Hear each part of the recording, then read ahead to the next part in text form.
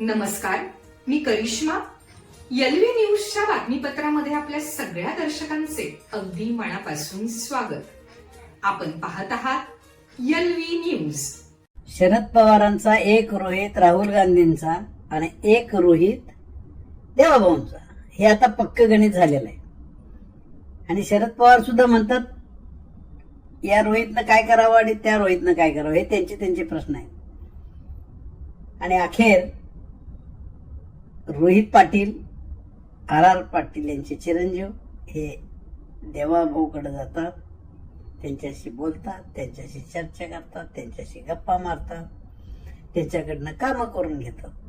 आणि आता एनडीएला पाठिंबा द्यायला सुद्धा त्यांच्या मागे किती आमदार येतात हे बघण्यासारखं असेल.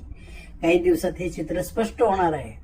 रोहित पवार मात्र काँग्रेस करत बसणार, राहुल गांधींच्याकडेच त्यांचा कल आहे, त्यांच्या मागे किती जण जाणार. आणि खासदार मात्र बहुसंख्य हे सगळे एनडीएला पाठिंबा द्यायच्या मनस्थितीत आहेत. आणि शरद पवारांनी तुम्ही स्वतंत्र तुम्ही निर्णय करा आणि मला सांगा अशी भूमिका घेतल्यामुळं 2 ते 4 दिवसात काहीतरी गडबडगुंडा ऐकायला मिळेल.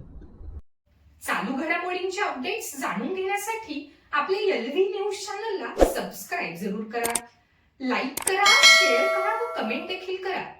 बेल आयकॉनवर प्रेस करा व नोटिफिकेशन्स मिळवा. पाहत रहा फक्त एलव्ही न्यूज. मुख्य संपादक विलास उत्तम लोखंडे.